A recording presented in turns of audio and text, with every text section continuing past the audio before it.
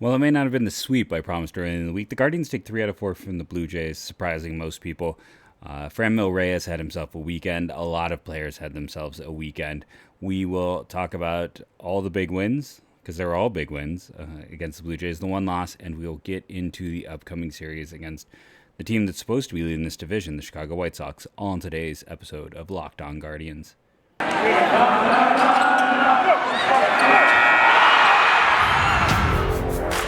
You are Locked On Guardians, your daily podcast on the Cleveland Guardians, part of the Locked On Podcast Network, your team every day.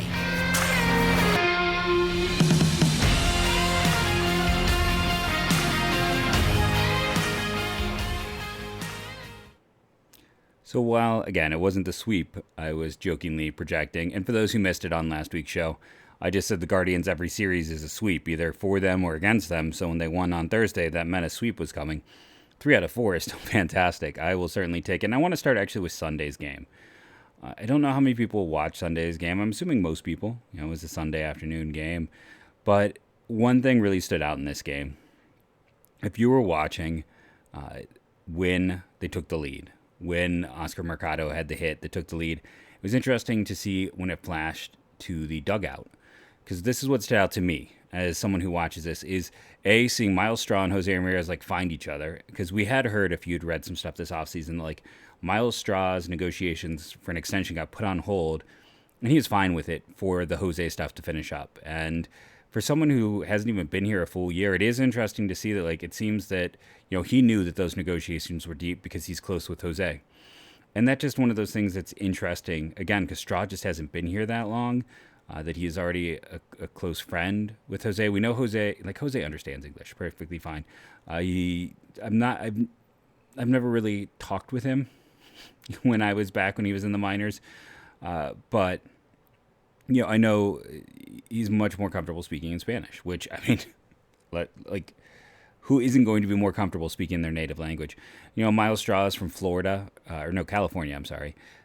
He's just this, I don't know if he's bilingual or what, but it's also interesting that, it's kind of like what's best about baseball, right? Two people from very different backgrounds whose first languages are different, who have still, in less than a year, very clearly formed a bond, a friendship, where both those players were excited to stay in Cleveland, and both of them got contracts to lock them up, so they'll be here for 5 years at least together. And it was just great in that moment, because why that moment kind of encapsulated why things are working for this team is they've been playing well, yes.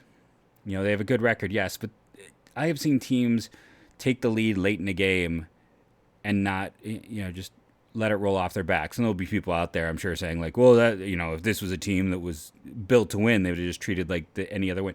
No, I like seeing the passion. I like seeing the excitement, seeing these players get excited that this team came back from a deficit and had a lot of timely hitting to tie it up and then take the lead. I like seeing that passion. I like seeing that emotion from the players. I think that is important. I think it is great to see. And then it's just nice to see how much they like each other. I think, as we saw with the Cleveland Cavaliers this past season, chemistry counts. And having this team that feels like they have each other's back, that enjoys each other, it's really important, because who had a fantastic series but Franmil Reyes? The number of people who told me Franmil Reyes should be cut after the first 20-odd games was ridiculous. Baseball is a marathon. It is not a sprint. The number of people who wanted to just cut bait on a guy who's been this team's second best hitter for the last 3 years was, I don't know if I want to go so far as to say sickening, but it was just calm down, people. I was all for moving him down in the lineup. But, I had another tweet 2 weeks ago where people are accusing me of being too positive, where I was saying, Franmil's going to figure it out and this team will win 80-odd games. And people are like, oh, you're just, you're being a Pollyanna, which is funny because how many times in this podcast I've been accused of the complete opposite of that. But it also doesn't change the fact that, I had faith he was going to figure it out, and lo and behold, a guy who's been a fantastic hitter for 3 years, the number 2 hitter on this team, a guy who looks, I predicted many times he'll end up at some point having a 40 home run season, got it together, and he's playing better, and that is a huge change to this lineup, because today was another day where, I kind of dug this lineup. Like, it could have been just a little bit better. I know they sent down Richie Palacios because they want him to play every day, which means right now, like, catcher and right field are just a disaster show. But this is what we need to see. And even if it ends up being like, Naylor shifted more into right field and we see more Owen Miller at first, and here's what we'll see. I would rather see Rosario at second base and Jimenez at shortstop, but my only guess is that Rosario can't play anything else. Like, they've watched him in camp, they've had him try multiple positions. I mean, I was all in front of him playing center field a year ago. We saw how badly that went. Left. I wonder if he literally can't play any other position. Like, he's a below average defender at shortstop, but maybe being a 40 grade shortstop, 45 grade shortstop if you're being generous. If you put him anywhere else, he's like 20 grade. Like, maybe he just can't handle any other position on the diamond. I don't know. That is about the only thing that makes sense. That is the only reason you continue. So if you have to have him play shortstop, and then you have Jimenez at second base with Miller playing first, right now, honestly, that's probably my preferred lineup. My preferred lineup would be Rosario at second base, Jimenez at short. But we're talking about Owen Miller at first, Naylor in the outfield. I'd much rather see Rosario playing every day than Mercado. Mercado is a backup. We know that's what he is. He is fine as your fourth, fifth outfielder. Again, I don't think he should be cut. I think Mercado and Zimmer were superfluous. I think they were the same thing. They were that backup outfielder. You need one of those guys who you don't care if they get reps. You need that guy who can come in and be a defensive replacement, who can be a pinch runner, who can be that additional guy. You don't want that to be Richie Palacios. You do want him to get reps. So if Palacios is going down, which he was, I'm really hoping, for my opinion, it should be Quan, Naylor, Straw in the outfield, first base, Owen Miller, second base, shortstop, some combination of Rosario and Jimenez, third base, Jose, catcher, the black hole, and DH Franmil Reyes. That's where it should be right now. Now, getting into this Sunday game, I should probably check my time, see where I'm going. It's already about 7 minutes in. We don't really want to... We'll save the Sunday game for more after the break, so let's quickly talk about the roster moves. It was interesting. Iniel de los Santos was sent down along with Richie Palacios, who want Palacios to get reps. I'm fine. I understand that. Connor Pilkington got the recall. He was great in this game on Sunday. A rough first, but then he settled in against a very tough lineup. And then also interesting that Kirk McCarty got contract selected again. So the way this stands is I think Iniel is no longer on the 40-man, and Kirk McCarty is. This gives them, because Yu Chen Chang hasn't been activated yet. So they still have that COVID spot that essentially doesn't count against the 40-man. Technically, with their two releases, they'll have one of these guys can get added, or, here's what happens. Neither of them get added, and they'll have an open 40-man spot to hold on to, which is, I think, what they're trying to do. They're trying to keep that open 40-man spot because at some point you're gonna have to activate Carlos Vargas. You're gonna have to activate Cody Morris. They're trying to juggle things so they don't have to cut someone later. They're just bringing up some depth. They're bringing up another arm who can help, someone who is a stretched-out starter who gives them another choice. With the pushback, with the inclement weather, and another, Castro got called up as the 29th man, I believe, for the doubleheader. They're just looking for some depth, someone who can help stretch out the lineup. I assume we'll see Pilkington go down sooner rather than later as well. But for the game today in particular, Palacios, Iniel de los Santos down, Pilkington up, who started, Kirk McCarty, who I think was also called up in this situation as a long man. Like, if things go bad with Pilkington, then McCarty was going to step in and throw 4 innings. Things did not go bad, so now that we'll see what they do. I assume we'll see some roster moves set for Monday. But as of now, that's kind of where the roster is. We're going to take a quick commercial break, come back, and actually get into the games from this past weekend, all 3 of them, all here on Locked On Guardians.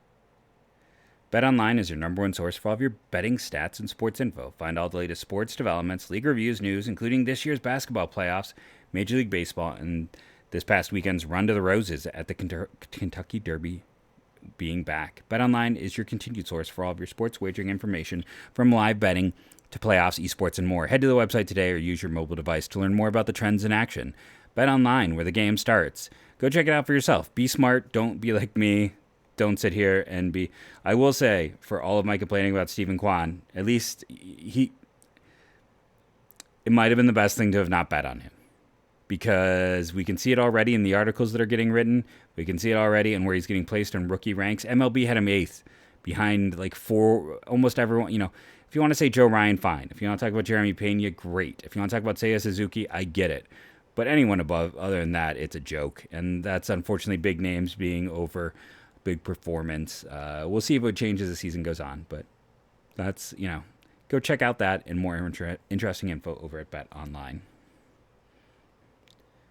So let's talk about the Sunday game. As promised, we'll start here. Connor Pilkington goes 3 2/3. Eli Morgan, we talked about, Kurt McCarty, I thought would be the guy who got called up to do the additional innings. Eli Morgan went 3 1/3. Between the two of them, 7 innings of 3-run baseball. That is solid. But just to talk about this again, like, you go back to that first inning. I just want to pull up the exact inning. So, sorry, I'm just, this is where I should have things. But you get a double, a walk, a single, another single, ground out, another walk, strikeout, fly out. Like, it was only the fact that all of that led to only 2 runs is kind of spectacular. And then after that, he settled in. Right? That's the thing. You look at it after that.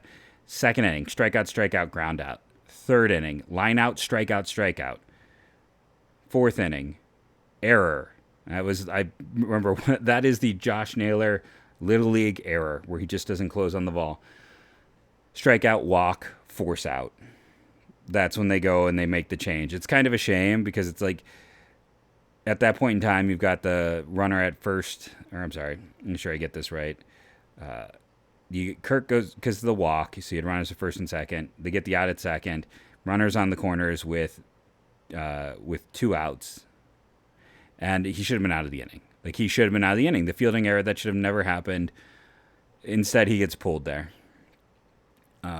Then you go to Morgan. But, I mean, you look at the second and the third innings, and again, just go to the overall box score. Like, for a guy who got called up 6 strikeouts, he recorded 8 total outs, 6 of them strikeouts. It was a rough first, and he played quite well. So don't let the line fool you. Like, there's been people who look at that and be like, 3 hits, 3 walks, 2 earned runs, and only 3 2/3. That is better than you think. Eli Morgan came in and was strong for this team as well. Yes, he gave up what was the go-ahead run at the time, but 3 1/3 innings, only 1 hit, 3 strikeouts, 1 earned run. You take it. It's not ideal to give up the go-ahead run, but, I mean, what he did in that time is great. Shaw, yes, go ahead and bury me. We'll see if he can continue. Remember, he was amazing over the first few months, and then he tired out. We'll see if he can maintain what he's done. And then we talked about the Franmil haters. Where are the Class A haters? The people were telling me that contract was awful. Now that he's, he had a few bad outings, but he is pitching well across the board here. Another strong performance by him. And we talked about already, who reached base twice in this one? Well, Jose Ramirez had a hit and a walk. Andres Jimenez had a hit and a walk, and 3 hits by Franmil Reyes. A double by Jose, a triple by Jose, a homer by Owen Miller to tie it up, and then doubles by Kwan and Reyes. Just a lot of timely hitting. And then, yes, Naylor had his miss. On the other side of things, it's like when they scored the third run, that was a heck of a play by Straw. Yeah, he had to dive to it, which meant that's why that run got across. But that was a great extension, making that catch. And this is a deadly lineup. Even a Spinal, who's the guy that they want to upgrade at, that's where they're talking about Jose, that, Spinal at one point in time was set to be their third baseman. When Kevin Biggio's healthy, he should move into that. They went out and traded for Chapman when they couldn't get Jose. Chapman has struggled some, I get it, but it's like, and Tapia has not been all that grand, and they traded their outfield depth with Gerchuk in that one. So we'll see what they do. They have had injuries, and we have not seen the full lineup for this team yet. I still think they're going to be deadly overall, and it's a team that, entering the week, was second in their division. Cleveland uses this weekend, after the rough losing stretch, they're back to 500. Who are the stars? I mean, Franmil has to get one in this one to me. I'd half tempted to give one to Pilkington just because it was a stronger performance than one thinks based on the stat line. I give one to one of the 3 stars. Franmil, Owen Miller, I think are the ones you have to give it to. And then I'm going to give it to Pilkington because, again, yes, that first inning was brutal. But for a guy who got called up because of a spot start and in a hard situation facing a rough team, what he did in the second and third is something. Owen Miller, I mean, that ball, he was golfing. It's a day where, things were getting knocked down, and that is not a lot of guys can extend and hit that ball where it was located, let alone hit it out of the park. That is not a home run swing for most players. That was an impressive hit. If you're watching the game, I mean, it was almost out of the zone. There are a lot of times that pitch is called a ball, not a strike, because it is so far down there. And he golfed it out of the park and tied that game up, which then allowed Franmil to get a hit. Then I believe Jimenez walked, and then you had the Mercado hit, which 2-out hitting.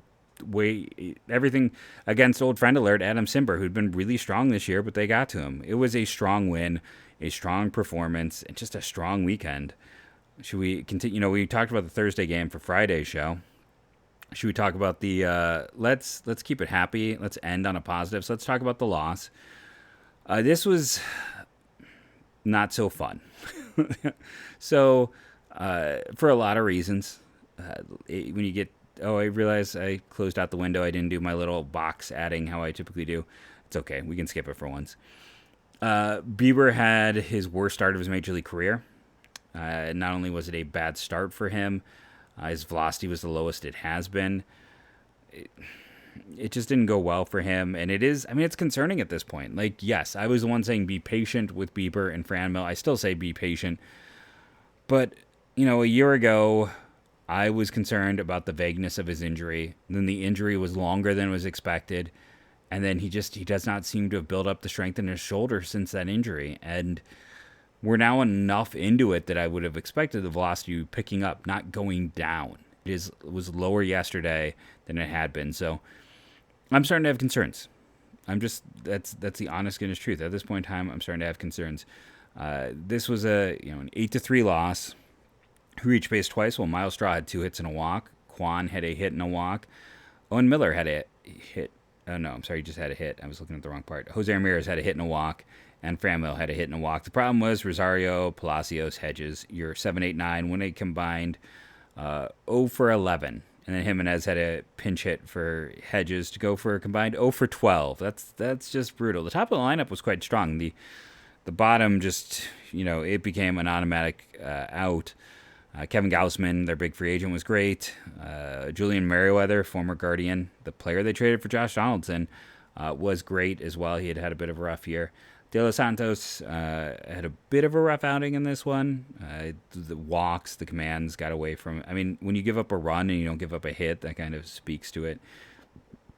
Henches just continues to see that ERA drop. I mean, for him, this was a relatively bad outing because he had a hit and a walk, and he still struck out too. But for him, with what he has done this year, that was a weaker outing for him. The stars on this one, you have to give 1 to Straw for the 3 bases. Guardians actually had no extra base hits in this one, which is a little unusual, but I think you have to give it to Straw. I was just kind of debating, if you give it to Henches, if you give it to Castro. I think I give it to Castro for 2 2/3 innings, 4 strikeouts, 2 walks, 1 hit. He had to pick up for this team when Bieber was unable to continue. And then it just comes down to Miller, Quan. Let's see, you look for the separator. I guess we give it to Jose, right? Because he had a hit and a walk, and he also stole a base, so he did a little bit more than Quan or Miller did in the grand scheme. If we're just doing the box score game, 6 hits and 4 walks is 10 opportunities for Cleveland. Getting 3 runs is a little on the low side. On the other side of things, 10 walks. Like, this is the thing with this pitching staff is it's built to not walk guys, but we've talked about recently in some of their losses, when they fall apart, it is the walks that becomes the issue. And 3 free passes from Bieber, 3 from Enyo, 2 from Castro, 1 each from Gauss and Henches. That's a huge deal. 10 free passes, that gave them 20 opportunities right there between hits and walks. And if you're going to give 10 free passes, you're going to lose almost every game that happens in. 8 runs on 20 opportunities is a little high, but they only had 2 extra base hits. This was not a fun one because, again, you're worried about Bieber. You're hoping the bottom of the lineup's going to perform a little bit better. Rosario is, Hench at least had a few nice defensive plays, as I recall in this one. I wish Rosario was hitting better to have some trade value, because he's not going to be here August 1st. There's no reason for them to keep him. Unless he plays so badly, he has no trade value at all, because they have young players they have coming up. They have other guys who can produce, and he's been inconsistent. Like, that's the thing, right? Like, Rosario was great not great, but he was solid when he debuted. And then he had and I think that was 2019, and then 2020 was the weird year, and it was a down year, and he rebounded well, but he was still not, he was a slightly below average hitter. It's not like we're talking about a guy who was, sadly he was one of the best hitters on the team, but that's just because of how he played. It was not a stellar performance overall. And now we're looking at it a year later, and he's the worst hitter on this team right now. His numbers are worse than anyone else. He is the worst hitter on the team, and you have him playing him a premium defensive position, and he's a bad defender. So he's bringing you no value as a hitter or in the field. I guess I should be doing this on the screen. So he's bringing you nothing. I'm just glad they're not hitting him 2 anymore. It took him a while, but at least they finally adapted to that. We're going to take a break, come back, and talk about the other win in the doubleheader in a moment. And that other sponsor today is my favorite, and that is Built Bar. They're down to only the chocolate coconut for the new granola bar, a new experience from Built Bar with 15 grams of protein. It has not arrived yet. I'll let you know how that is. I bought the granola mixed with the chocolate and the chocolate peanut butter and the chocolate coconut. Here's what I'll tell you. They do coconut so well. A lot of their best flavors are coconut, so it's still something you can believe in. Personally, if that doesn't appeal to you, I still say if you like Peeps, the yellow chirps are great. I have a box of those. Churro is another fantastic flavor. I also like a lot of their chocolate. Chocolate is something that they do super well. Chocolate and coconut, you can't go wrong. Go to BuiltBar.com today. Like I said, I am not just, what was the old thing? I'm not just the president. I'm a client. Well, I'm not the president of Built Bar. I wish I was, because it is a fantastic product. Go to BuiltBar.com today. Use the promo code LOCKEDON to save yourself, or not locked on, locked15 to save yourself 15%. I made that mistake before. Don't make it. Locked15. Save 15%. It's the best tasting protein bar I've ever had. I am still buying them after 3 years because every new flavor adds a new wrinkle. They're doing great work over at BuiltBar.com. So let's talk about the secondary win here on Saturday. Tristan McKenzie was dealing. And again, so this is the second strong outing for him in a row. 6 innings, 4 hits, 2 walks. That's what we need to see. When Tristan is at his best, it is 2 walks. When he is commanding the ball, that's when you have the pitcher that is really hard for other teams to pick up. That is when he is the number. I mean, with the way Bieber is pitching right now, he might be the team's ace. Now, again, I am not the jump to conclusions type. I am not the Bieber's done, burn him. I'm just trying to think what jump to conclusions would be. I guess more trade him than burn him. We're not accusing him of witchcraft, but maybe he stopped using witchcraft. He was not a foreign substance guy. Like, I know that's going to be the natural jump because that is now our new steroids thing. Oh, sticky ball. That wasn't Shane Bieber. That was never. You knew who used foreign substances. We all knew about Karinchak. We all knew that. Bieber, there wasn't that. So I'm more worried about a bigger issue in that shoulder. I'm more worried about something else being there, honestly, for him. But McKenzie right now is the ace. He is the ace of this team. He has been their top pitcher so far in the early goings, and he's had a bad game or 2 in there. But when his command is on, and he's doing the opposite, his velocity is ticking up, which was the big concern with him because for a long time in the minors he really didn't add much, which is unusual for a pitcher in Cleveland system. But he's fantastic. He's one of the 3 stars in this one. Shaw comes in, does it again. Trevor Stephan comes in, does it again. Clase comes in. Hey, those 3 guys combined for 3 innings, no base runners, and 1 strikeout. That's pretty darn good, right? Overall in this one, who reached base twice? Well, you have Rosario, who, in this game was hitting second. The first game, they bumped him down in the order, and he has a bad game, so they bump him up. He actually, responded for him relatively well. He did not play on Sunday, so we can't say, but I don't understand why he's still up there. He is, statistically, even with that, he is the worst hitter on this team. Owen Miller. Owen Miller and Franmil Reyes are the hitters of the weekend. Like, Jose is Jose, and he is great, and I, gave him one 3-star, but Owen Miller and Franmil, what a weekend for those two hitters. And Shram, you're right. I had a preconceived notion on Owen Miller. I don't know. He's going to regress. He's not going to hit 353 this year. But can he regress? The thing I said when he got called up a year ago is I'm like, he was so good in AAA that I was like, he is not that dude. Like, he's not, there's no, like, the expectations are getting too high. And when expectations get too high, bad things always happen. But can he be a league average? Like, can he be a 55 grade hitter? Like, a little bit higher than league average? Yes. And that has always been my view on him. Right now, he is like a 60, 65 overall production hitter. He's going to regress. There's going to be a rough spell. There'll be a regression to mean, but none of all this is to say, like, I think he can still be a part of this team, a central part of this team going forward. He's always had the bat to ball abilities, the power, and the exit velocities are interesting.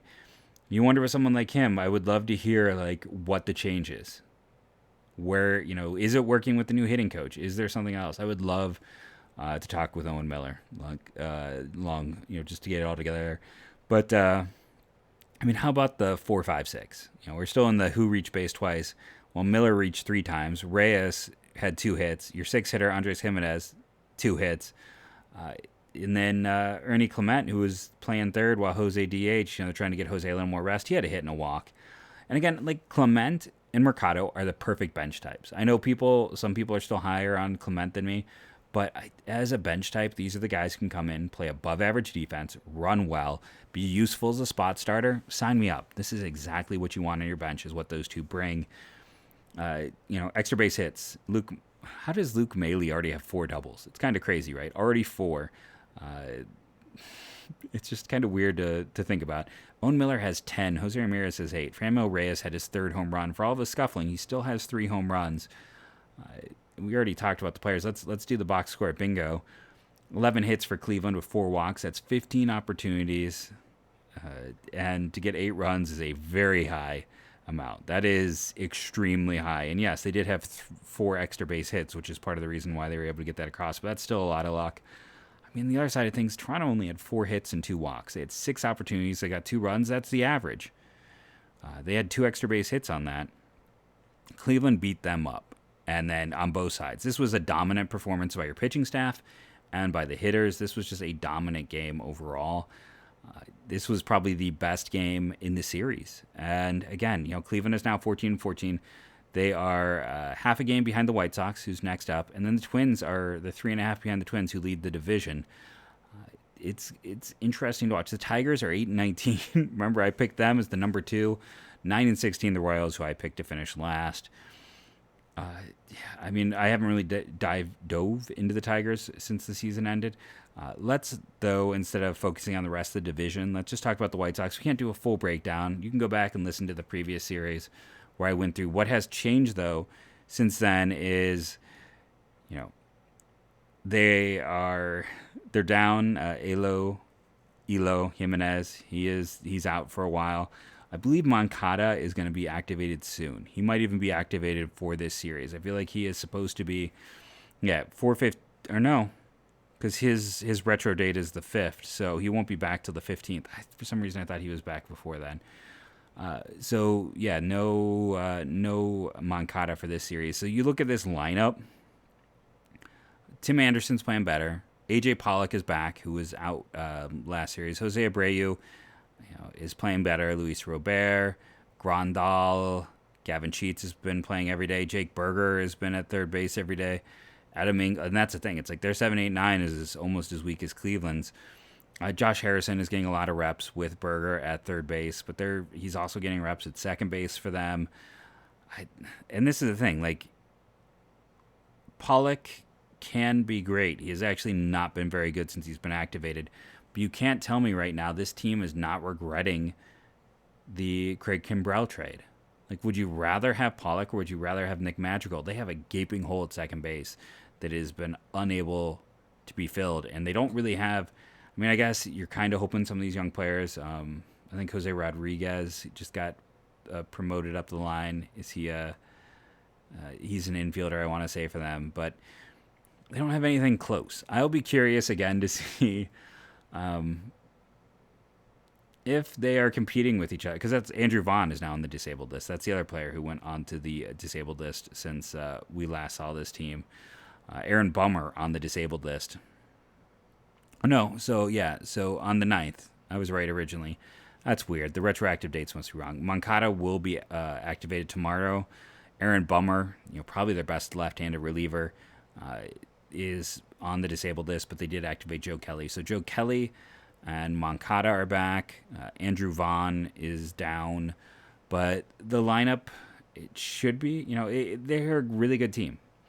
Their bullpen, they're missing, Bummer's an important piece, but you look at them, this bullpen is maybe the best in baseball. If everyone is healthy, I would say the White Sox have the best bullpen in baseball. If they had Bummer, if they had Crochet, it's just a lot of top-end arms, a lot of great performers. There's a lot of big arms in that rotation.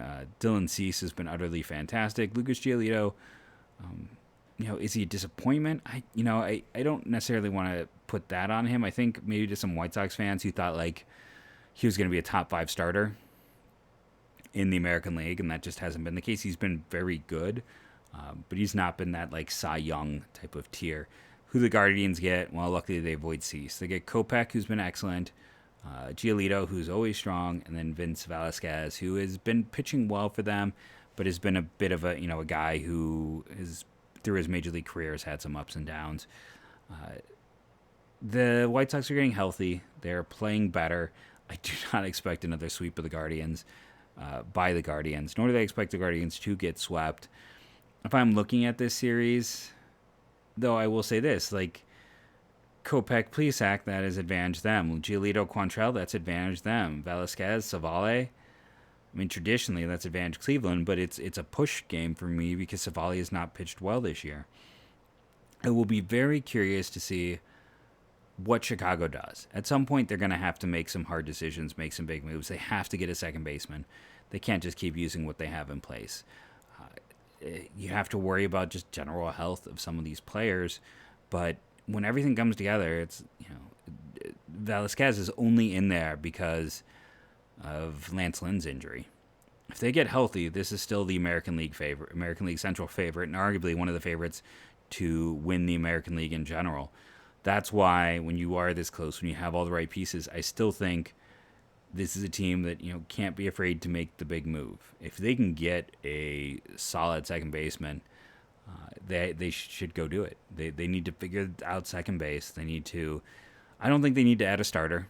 I think with Cease's step forward, with Kopech pitching well, I think they made the right move, not going all in. I mean, I think at the cost of what Sean Manaea got, maybe they should have still gone for him because Dallas Keuchel has not been very good. But I think we've seen that starter is not their need. What they do need to get and what they should chase is an upgraded second. That is really what this team needs to do going forward. I've been Jeff Ellis. This has been Locked on Guardians podcast for today. We will talk more about the White Sox tomorrow after the first game in this series. We will continue to talk about everything going on with the Guardians. I do anticipate a roster move before tomorrow's game. We will have to wait and see. But as always, thank you for listening, rating, and reviewing, downloading. It helps. Thank you to everyone who comments, likes, and subscribes on the YouTube. And as I end every show now, go Guardians, go.